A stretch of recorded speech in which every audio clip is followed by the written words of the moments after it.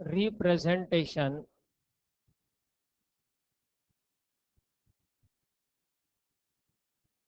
of vector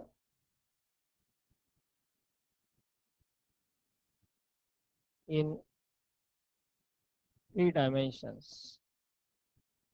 A representation of a point in 3 dimensions. एखादा particular point 3 dimensional स्पेसमध्ये जर असेल तर त्या पॉइंटचं रिप्रेझेंटेशन कशा पद्धतीने केलं जातं हा एक initial fundamental part. 3 dimensional geometry या सेक्शनमध्ये याबद्दल आणखी डिटेल डिस्क्रिप्शन्स आपल्याला स्टडी करायचे आहेत. यात फक्त रिप्रेझेंटेशन एका पर्टिक्युलर पॉइंटचं विथ रिस्पेक्ट टू ओरिजिन म्हणजेच त्या पॉइंटचा पोझिशन मॅटर 3 डायमेन्शनमध्ये कसा तयार करायचा ही प्रोसेस यामध्ये आपल्याला पाहिजे.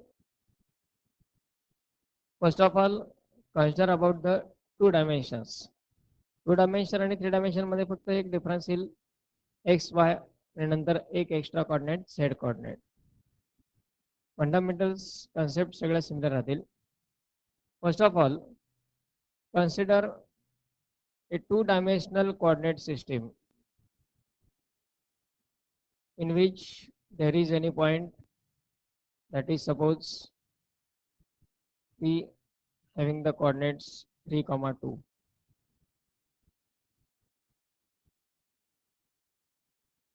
Three, 2 हे त्या पॉइंटचे कोऑर्डिनेट्स आहेत.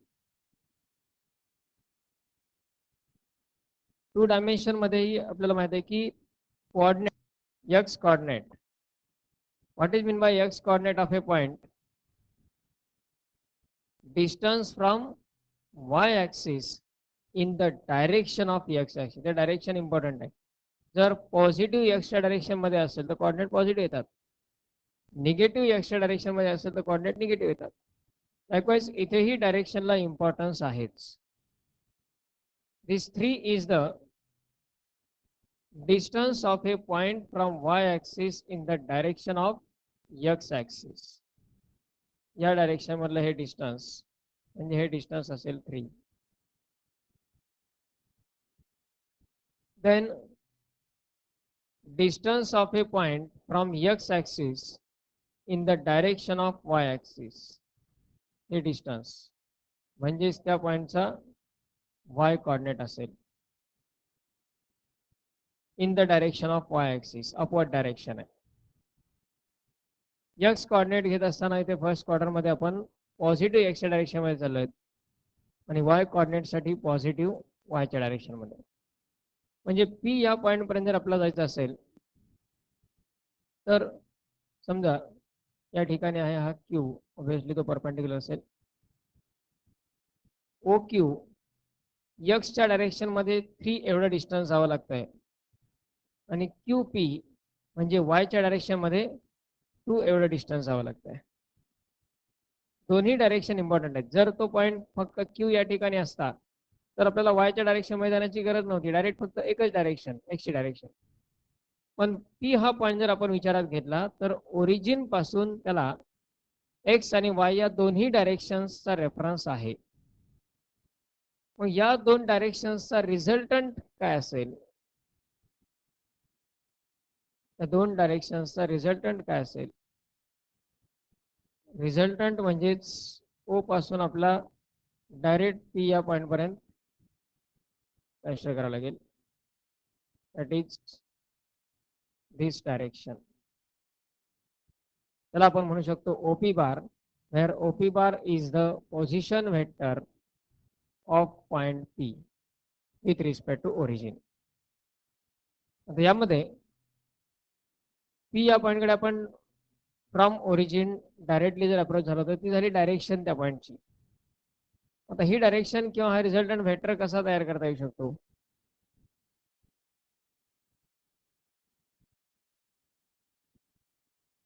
हा रिझल्टंट व्हेक्टर कसा तयार होऊ शकतो?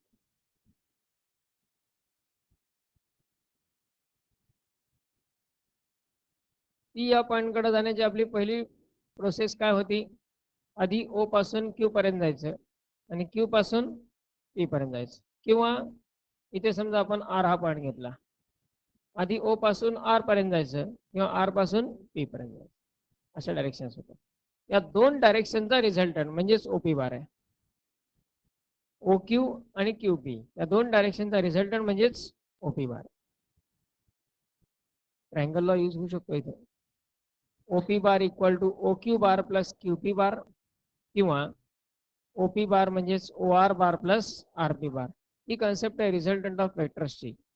रिझल्टंट म्हणजे काय की या दोन्ही डायरेक्शन्स आणि त्यांचे डिस्टन्सेस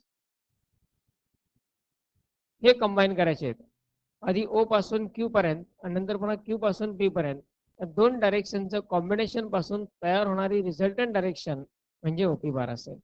आणि ट्रायंगल लॉ नुसार ओपी बार इक्वल टू आपण काय लिहू शकतो, O Q bar plus Q P bar, that is equal to O Q bar plus Q P bar. Direction important आहे, त्याला पी क्यू बार नाही लिहिता येणार. ओ क्यू बार म्हणजे टुवर्ड्स पॉझिटिव्ह एक्स ऍक्सिस आणि क्यू पी बार म्हणजे towards positive Y axis. अशा पद्धतीने या डायरेक्शन्स आपल्याला कन्सिडर करायचे आणि याचा रिझल्टंट असेल तो O P bar. O P bar is the position vector of point P with respect to origin. आता यामध्ये ओ क्यू बार हा जो वेक्टर आहे त्याची मॅग्निट्यूड काय, मॅग्निट्यूड 3 आणि डायरेक्शन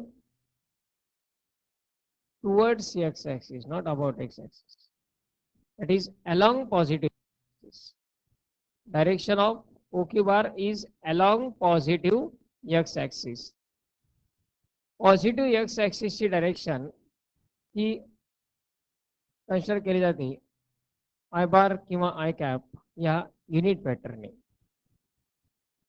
पॉझिटिव्ह वायची डायरेक्शन डिनोट केली जाते जे बार किंवा जे कॅप आणि पॉझिटिव्ह झेडची डायरेक्शन के बार किंवा के cap. I bar, j bar and के बार किंवा आय कॅप, जे कॅप आणि K cap, these are unit vectors in the direction of positive X, positive Y and positive Z axis respectively.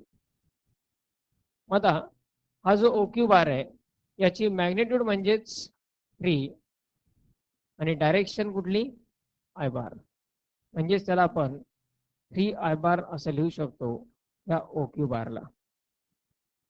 OQ बार म्हणजे काय, त्याला 3 I बार, कारण का distance आहे 3 आणि डायरेक्शन आहे पॉझिटिव्ह एक्सची. ही झाली मॅग्निट्यूड, ही झाली डायरेक्शन. जसं आपण ए बारलाच mod of A bar into A cap असं लिहू शकतो फंडामेंटल डेफिनेशन नुसार, तसं ओक्यू बार म्हणजे त्याची मॅग्निट्यूड आणि डायरेक्शन या दोन्हीचं कॉम्बिनेशन. मॅग्निट्यूड आहे 3, डायरेक्शन आहे पॉझिटिव्ह एक्सची डायरेक्शन, म्हणजेच तो युनिट वेक्टर 3 आय बार. हा झाला वेक्टर ओ क्यू बार. त्यानंतर क्यू पी बार.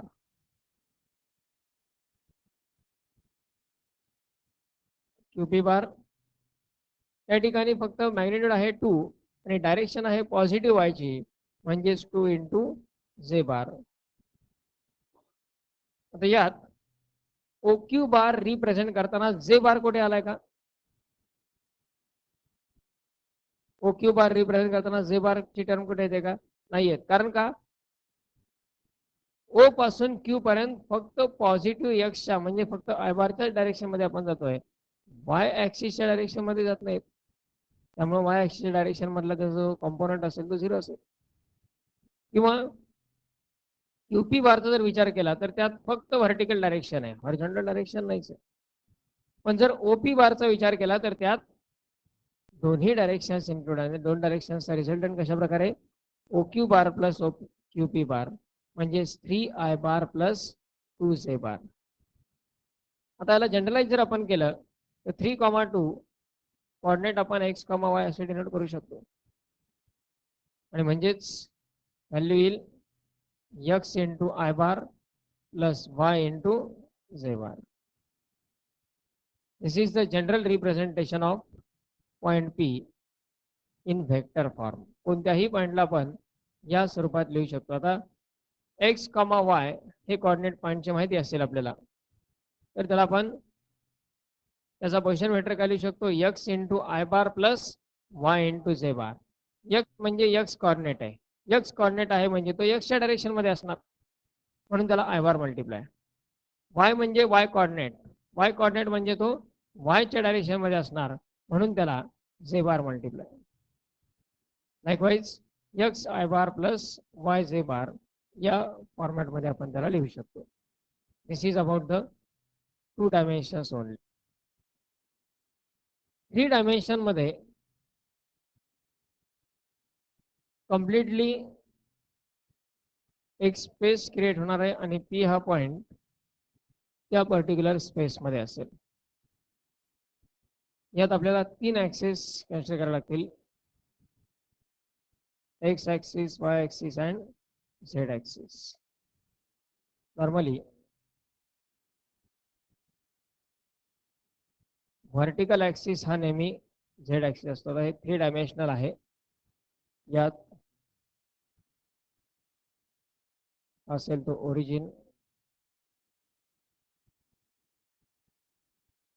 व्हर्टिकल ऍक्सिस, झेड ऍक्सिस, आणि हे जे 2 ऍक्सिस आहेत त्यातला आपण हा एक्स ऍक्सिस आणि हा वाय ऍक्सिस कन्सिडर करू शकतो, किंवा हा एक्स ऍक्सिस आणि हा वाय ऍक्सिस पण घेऊ शकतो. हे 2 इंटरचेंज पॉसिबल आहेत, पण झेड ऍक्सिस हा नेहमी व्हर्टिकल ऍक्सिस ॲज्युम केला जातो. आता यात कुठलाही पॉईंट पी हा स्पेसमध्ये असेल, पी हा एक पॉईंट स्पेसमध्ये असेल, त्याचे कॉर्डिनेट असतील एक्स, वाय आणि झेड. तसं 2 डायमेन्शन मध्ये एक्स कॉर्डिनेट म्हणजे वाय ऍक्सिस पासूनचं डिस्टन्स, वाय कॉर्डिनेट म्हणजे एक्स ऍक्सिस पासूनचं डिस्टन्स. तसं 3 डायमेन्शन मध्ये एक्स कॉर्डिनेट, वाय कॉर्डिनेट आणि झेड कॉर्डिनेट हे 3 कॉर्डिनेट आपल्याला डिस्क्राईब करायचे आहेत. हे डिस्क्राईब करत असताना हे जे 3 पॉझिटिव्ह ऍक्सिस आहेत त्यांच्यापासून 3 प्लेन तयार झालेले आहेत. एक म्हणजे एक्स वाय प्लेन, जे की बेसच्या ठिकाणी आहे.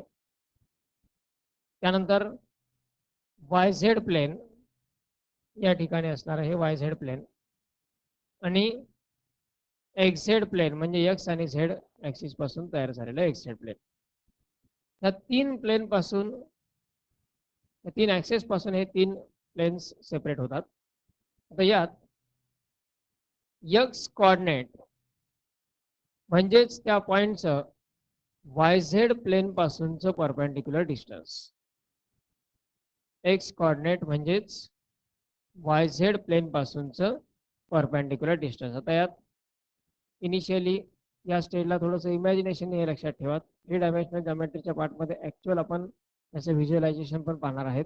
हे 3 डायमेन्शनल डिस्टन्सेस, त्यांचे इक्वेशन्स कशा प्रकारे तयार होतात. पण एक initial point of view, assuming that your front side wall forms xz plane. Front साईडला असणारी जी पूर्ण वॉल आहे ती xz प्लेन तयार करते, म्हणजे त्याची जी बॉटम लाईन असेल तो असेल एक्स ऍक्सिस, आणि जी व्हर्टिकल लाईन असेल ती असेल झेड ऍक्सिस. या ठिकाणी असेल तो Z axis vertical line. XZ plane तयार होतोय सपोज फ्रंट साईडच्या वॉलपासून. त्यानंतर तुमच्या लेफ्ट साईडच्या वॉलमध्ये जो बॉटम लाईन असेल तो वाय ऍक्सिस गृहीत धरायचा, आणि समोरचा व्हर्टिकल जो असेल लेफ्ट साईडचा तो म्हणजे झेड ऍक्सिस. त्यापासून वाय झेड प्लेन तयार होईल. आणि ज्या ग्राउंड सरफेस वरती आपण आहोत त्यामध्ये समोरची लाईन म्हणजेच एक्स ऍक्सिस, लेफ्ट साईडची लाईन म्हणजेच वाय ऍक्सिस. त्यापासून तयार होणारा प्लेन असेल ते एक्स वाय प्लेन. एखादा पर्टिक्युलर पॉइंट आपल्याला स्पेसमध्ये असणारा लोकेट करायचा आहे. स्पेसमध्ये असणारा पॉइंट लोकेट करत असताना त्या पॉइंटचं डिस्टन्स आणि डायरेक्शन आपला तिन्ही बाजूंनी देणं आवश्यक आहे. X Y plane, Y Z plane आणि एक्स झेड प्लेन तिन्ही बाजूंनी. समजा तो प्रोजेक्टर आहे, तो एक स्पेसमध्ये असणारा पॉइंट आहे सपोज. त्या पॉइंटचं तिन्ही डायरेक्शन्स पासूनचं डिस्टन्स, ग्राउंड सरफेस पासून त्याची असणारी हाईट, ग्राउंड सरफेस पासून त्याची असणारी हाईट एक्झॅक्ट परपेंडिक्युलर काढायचे. त्या पॉइंट पासून परपेंडिक्युलर काढायचं ग्राउंड सरफेस वरती. की हाईट म्हणजेच त्याचा झेड कॉर्डिनेट असेल, कारण ते डिस्टन्स असेल ग्राउंड सरफेस पासून, आणि ग्राउंड सरफेस म्हणजेच आपण गृहीत धरलेलं आहे ते एक्स वाय प्लेन.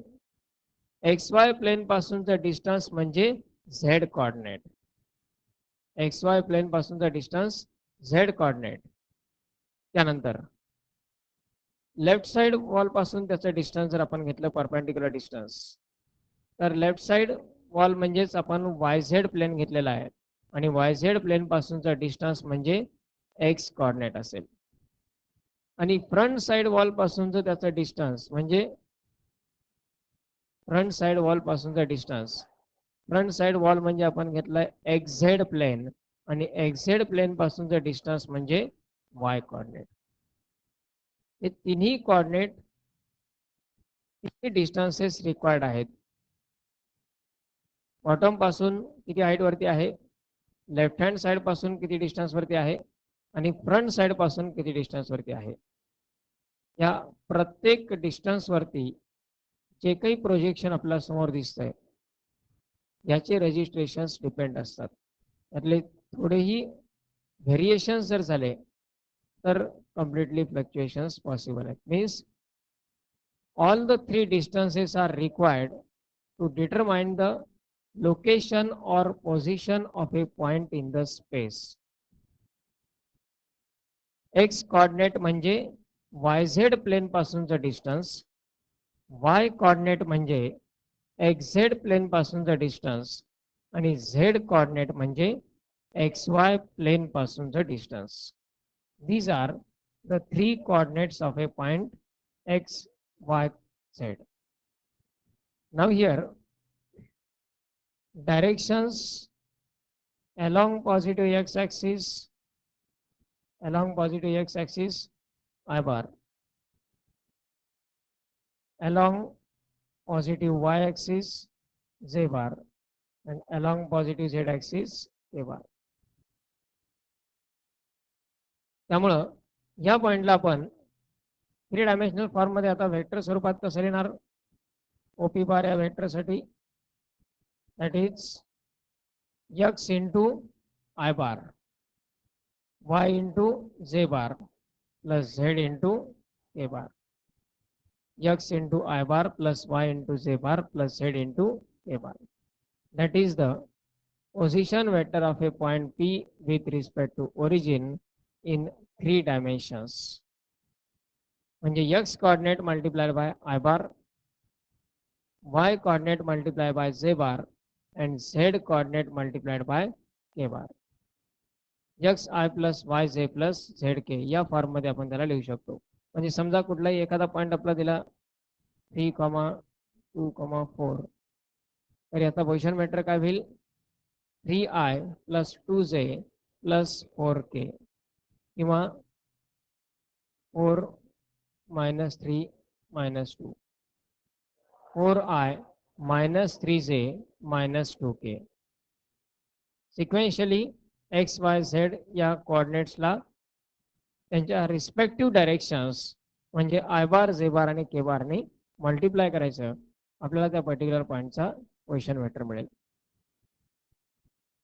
हे झालं डायरेक्शनचं. What about magnitude. मॅग्निट्यूड म्हणजेच mod of OP bar. 2 dimension मध्ये काय झालं असतं, 2 डायमेन्शन मध्ये आपण OP bar plus OQ bar घेतलेला आहे. हे डिस्टन्स म्हणजे समजा 2 डायमेन्शनच आहेत असं गृहीत धरा. ओपी बार आणि ओक्यू बार हे डिस्टन्सेस घेतलेले आहेत. आपल्याला ओपी बारची मॅग्निट्यूड फाइंड करायची, लेंथ ओपी फाइंड करायची. समजा हे डिस्टन्स एक्स असेल, हे डिस्टन्स वाय असेल.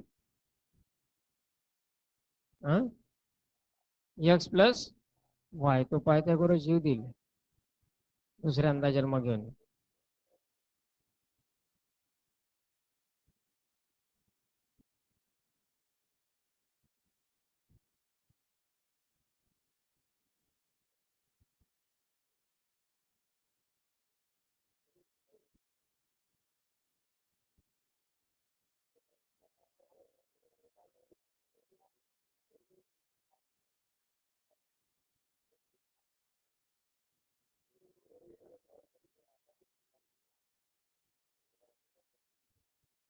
आणि त्यानं थोडासा एक्सक्यूज दिला तर ज्याने डिस्टन्स फॉर्म्युला तयार केला आहे तो तर नक्कीच देणार. 2 डायमेन्शन मध्ये पी या पॉईंटचे कॉर्डिनेट एक्स कॉमा वाय आहेत. ओरिजिनचे कॉर्डिनेट 0,0. डिस्टन्स फॉर्म्युला वापरून आपण लेंथ ओपी फाइंड करू शकतो. ओपी बार म्हणजेच लेंथ ओपी, डिस्टन्स ओपी, ओ आणि पी या दोन पॉईंट्स मधलं डिस्टन्स फॉर्म्युला फाइंड करता येईल. किंवा हा जो ट्रँगल तयार होतो तो राईट अँगल ट्रँगल तयार होतो आणि यात एक्स आणि वाय या दोन ऍडजस्टंट साइड्स आहेत.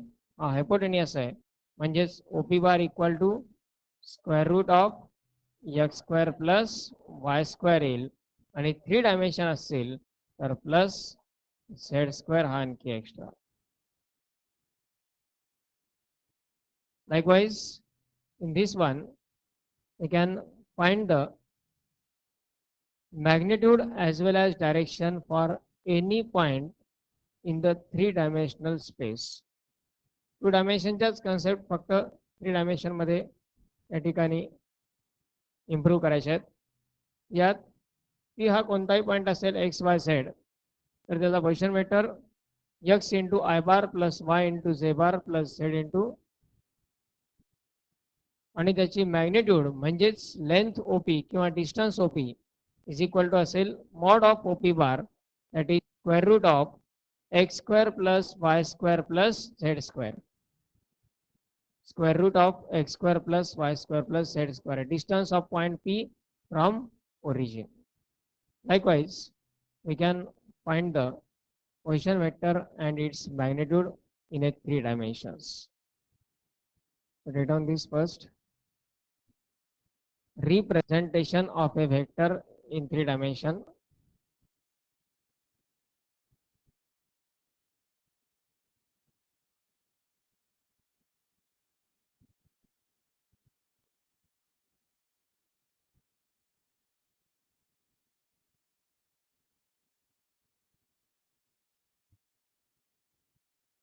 Consider a point P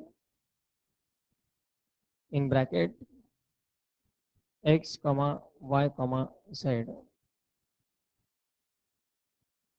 x comma y comma z.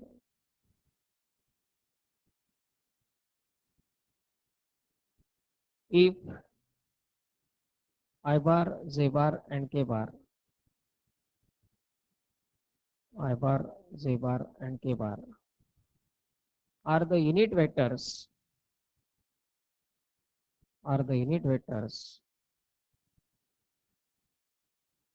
in the direction of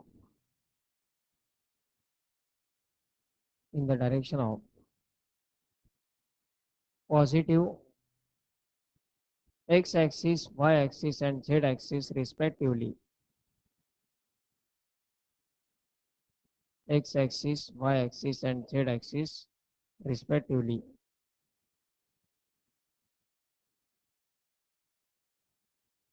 Then the position vector of point P, with respect to origin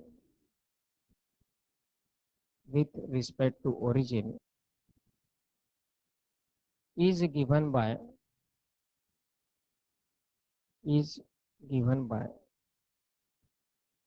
OP bar equal to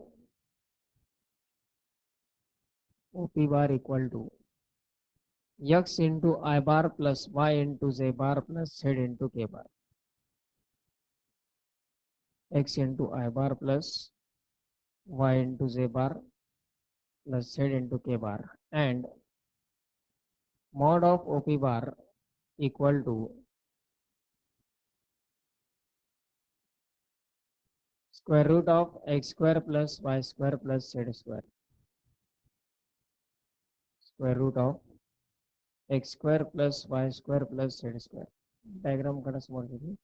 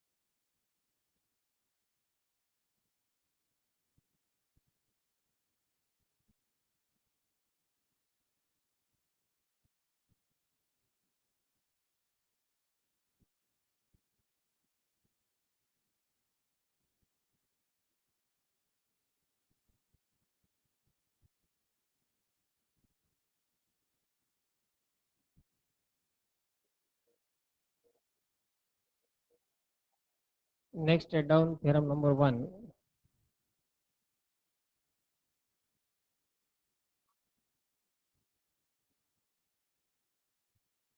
First theorem from 12th board.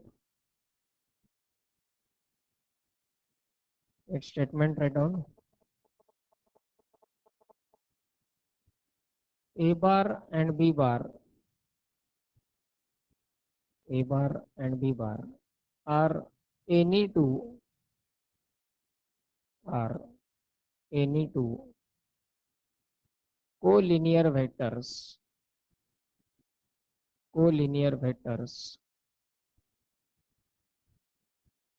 if and only if and only if there exist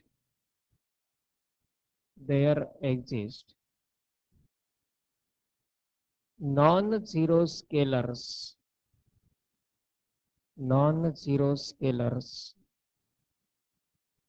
x and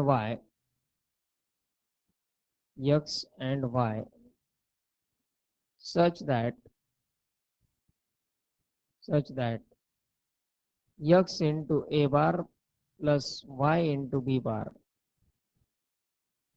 x into a bar plus y into b bar equal to 0. X into a bar plus y into b bar equal to 0. Carefully consider the statement of this theorem. Question विचारताना फक्त show that एक word असेल सुरुवातीला. So that a bar and b bar are any two collinear vectors if and only if there exist non-zero scalars x and y such that x a bar plus y b bar equal to 0. Statement आहे if and only इफचं. कुठलाही theorem ज्यामध्ये if and only चा use असतो त्यामध्ये आपल्याला double proof देणं आवश्यक असतं. थेरम ॲज वेल ॲज इट्स कॉन्व्हर्स. दिलेलं जे स्टेटमेंट आहे त्याला आधी इफ देनच्या स्वरूपात कन्व्हर्ट करायचं. इफ अँड ओनली इफ म्हणजे डबल इम्प्लिकेशन. त्याचं कन्व्हर्जन करायचं आहे आता इफ देनच्या फॉर्ममध्ये म्हणजेच इम्प्लिकेशन मध्ये. काय होईल इफ देनच्या स्वरूपात हे statement. If a bar and b bar are any two collinear vectors, then there exist non-zero scalars x and y such that x a bar plus y b bar equal to 0. म्हणजेच यात if नंतरचा मुख्य part आहे a bar and b bar are any two collinear vectors. थोडंसं reduce करू statement, महत्वाचा part त्यामधला consider करून. A bar and B bar are any two collinear vectors. Then there exist non-zero scalars x and y. x आणि y हे असे दोन non zero scalar exist होतील जर ते कोलिनियर असतील तर. Such that x a bar plus y b bar equal to 0. म्हणजे यात कुठल्याही थेरम मध्ये इफ नंतरचा पार्ट म्हणजे गिव्हन असतो, देन नंतरचा पार्ट प्रूव्ह करायचा असतो. गिव्हन काय a bar and b bar are collinear आणि प्रूव्ह काय करायचंय x A bar plus Y B bar equal to 0 where x and y are non zero scalars. हे आपल्याला प्रूव्ह करायचं. A bar and b bar are collinear हे given आहे आणि prove करायचंय x A bar plus Y B bar equal to 0 where x and y are non-zero scalars. याचा converse काय होईल स्टेटमेंटचा कॉन्व्हर्स याचा नाही. If there exist non zero scalars x and y such that x a bar plus y b bar equal to 0 then a bar and b bar are collinear vectors. म्हणजे त्यामध्ये हा part असेल if नंतरचा part म्हणजे given part. आणि a bar and b bar are collinear हा असेल then नंतरचा पार्ट जो की प्रूव्ह करायचा. हे दोन्ही पार्ट यामध्ये प्रूव्ह करणे आवश्यक आहे. इफ अँड ओनली इफच्या कुठल्याही डेरिव्हेशन मध्ये डबल प्रूफ थेरम आणि त्याचा कॉन्व्हर्स हे आपल्याला देणं आवश्यक आहे. सेकंड पार्ट मध्ये x bar plus Y B bar equal to 0 हे गिव्हन असेल कारण प्रूव्ह करायचं आहे a bar and b bar are collinear. आता आधी फर्स्ट पार्टचा विचार करा. फर्स्ट पार्ट मध्ये गिव्हन काय a bar and b bar are collinear आणि प्रूव्ह काय करायचं आहे x A bar plus Y B bar equal to 0. Simple derivations आहेत यामधले व्हेक्टर्सचे हे. So here, first of all, first part of the proof is called necessary part and second part is called sufficient part. Necessary part म्हणजेच given असेल आता यामध्ये a bar and b bar are collinear vectors. इथे आपण घेणार consider a bar and b bar are any two collinear vectors. हे दोन vectors collinear आहेत असं आपण गृहीत धरलं. हे आपल्याला गिव्हन आहे सपोज. मग जर ए बार आणि बी बार कोलिनियर व्हेक्टर असतील तर त्यांच्यासाठी आपल्याकडे एक कंडिशन आहे only. If two vectors are collinear then one vector is scalar multiple of other vector. म्हणजेच a bar equal to k into B bar where k is scalar पण तो कसा आहे नॉन झिरो स्केलर.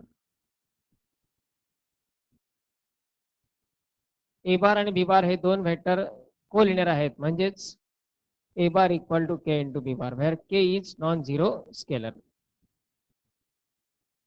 तो k into B bar आपण left साईडला घेऊ शकतो. त्यालाच a bar minus k into B bar equal to 0 लिहिता येईल.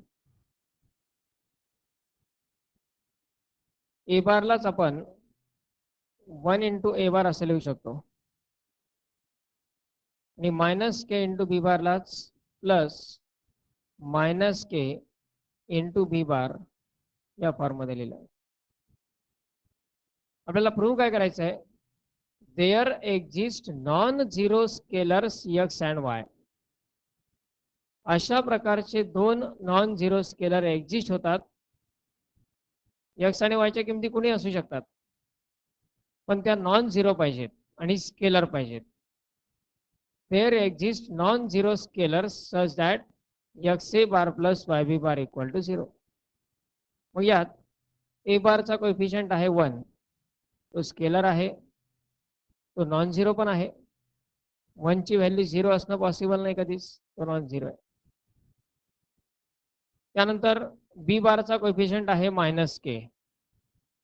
के हा नॉन झिरो स्केलर आहे म्हणजे मायनस के पण काय असेल नॉन झिरो स्केलर म्हणजे दोन नॉन झिरो स्केलर एक्झिस्ट झाले. त्यामधला पहिला स्केलर आपण एक्स कन्सिडर केला दुसरा स्केलर वाय कन्सिडर केला तर required condition X into A bar plus Y into B bar equal to 0 या फॉर्ममध्ये आपल्याला मिळते.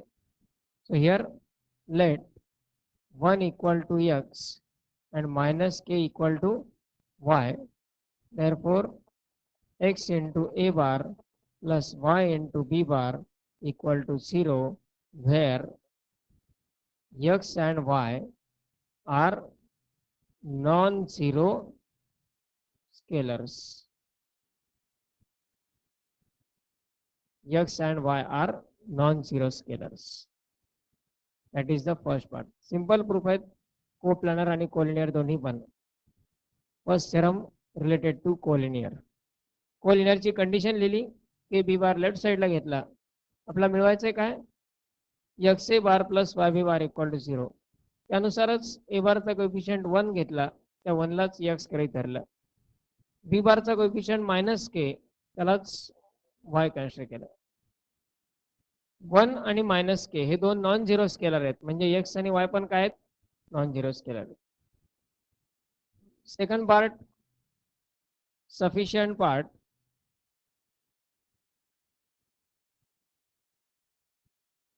आता यामध्ये गिव्हन पार्ट काय असेल? Given value, given that x into a bar plus y into b bar equal to 0, where x and y are non-zero scalars. हे mention करणं प्रत्येक वेळी आवश्यक असतं. x and y are non-zero scalars. आता यावरून प्रूव्ह काय करायचं आहे आपल्याला? a bar and b bar are collinear. पुन्हा हीच प्रोसेस रिव्हर्स डायरेक्शन मध्ये. y into b bar right साईडला घ्या. x a bar equal to minus y into b bar, म्हणजेच a bar equal to minus y upon x into b bar. आता x आणि y काय आहेत? Non zero scalar. त्यांचा ratio घेतला तर नॉन झिरो स्केलर. त्यांना मायनस साईन दिलं तर म्हणजेच मायनस y अपॉन x हा काय असणार आहे? नॉन झिरो स्केलर असेल. त्याला आपण कुठलाही एक स्केलर कॉन्स्टंट k गृहीत धरू शकतो. and therefore a bar equal to k into b bar, where k is non-zero scalar.